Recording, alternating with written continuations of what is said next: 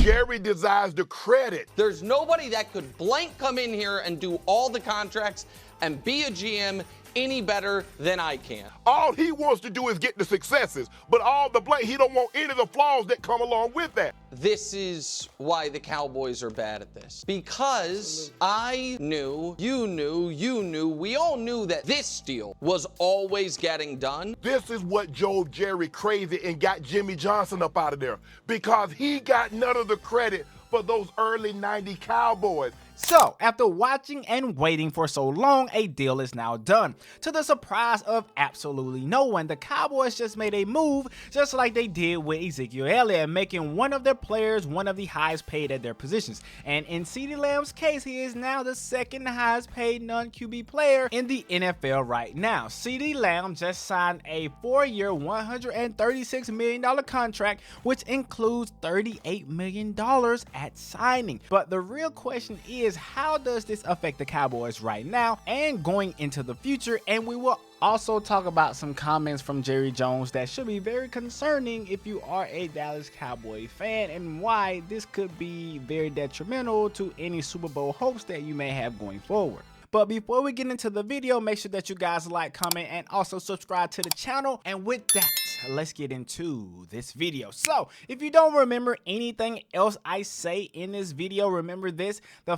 fact remains that it's always better to go ahead and pay for a guy when you know you need and desire to have that guy signed, because we are looking at a situation where the Cowboys probably could have saved a little money if they would have done this earlier. But either way, Ceedee Lamb is back, and rightfully so. Last year, he had 1,749 yards and 12 touchdowns, only second to Tyreek Hill, in a year that the Cowboys didn't have anywhere else to go with the ball. Ceedee Lamb stepped up and proved that he is indeed a #1 receiver, and this will more than likely be another great year for him, because when you take a look at this wide receiver room as it is presently constructed, there isn't a lot of talent here. When you compare this group to the rest of the NFL, you have Ceedee Lamb, you have Brandon Cooks, and you have Jalen Tolbert. But how does that compare to a group like the Houston Texans have, or a group like the Philadelphia Eagles have? Now, we can get into the conversation of the lack of moves that the Cowboys have made to improve this, but that's a conversation for another day. Because even though they did not make any moves, when you have a guy like Ceedee Lamb on your team,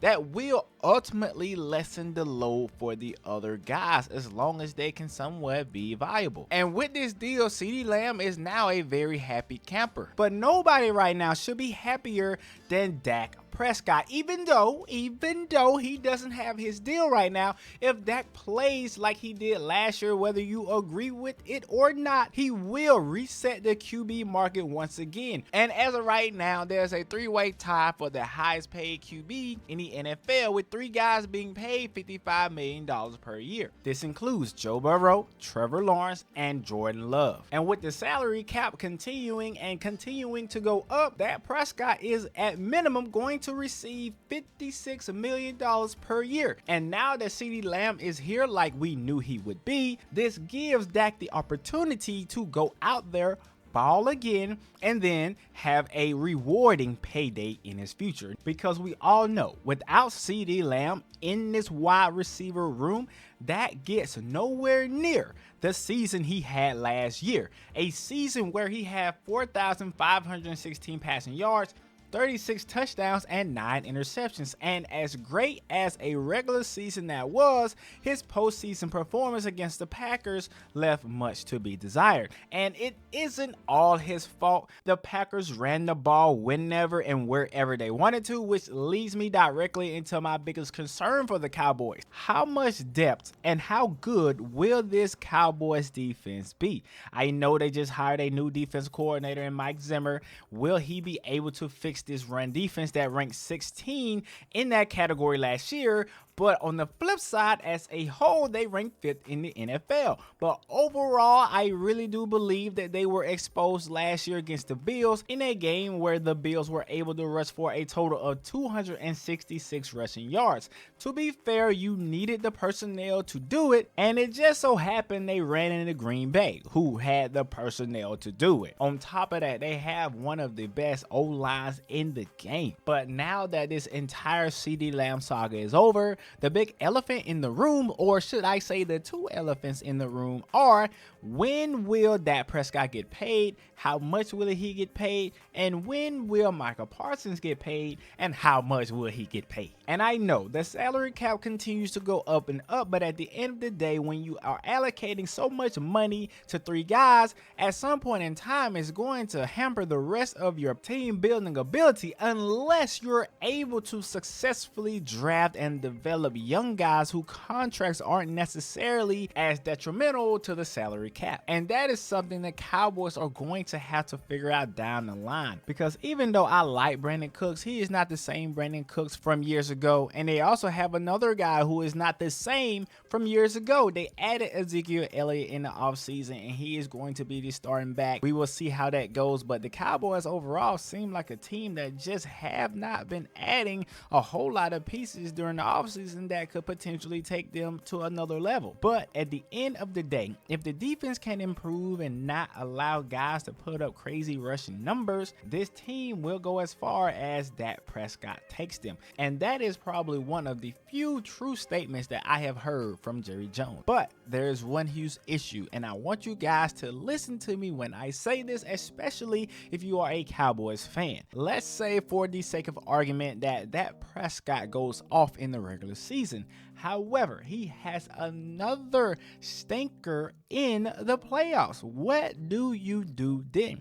Do you pay him all of this money in hopes that one day he will capture a championship, and in hopes that one day he will actually have a decent game in the playoffs? Or do you decide to move on and go in an entirely different direction? And there are a couple of ways you can do this. You can simply cut ties in general and just get rid of Dak Prescott, let him walk and sign with someone else.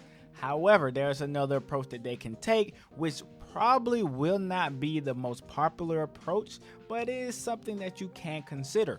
Sign Dak Prescott, give him the money that he wants, but draft a QB in the process. This is the most unpopular approach that I believe that they can take, but at the same time, I think we realize that that guy, the one that is from North Dakota State, yes, you Trey Lance, you're not the guy. At least it does not look like that right now. With those 5 INTs in the preseason, I think that is a good enough reason to believe that you may not be the successor for the Cowboys.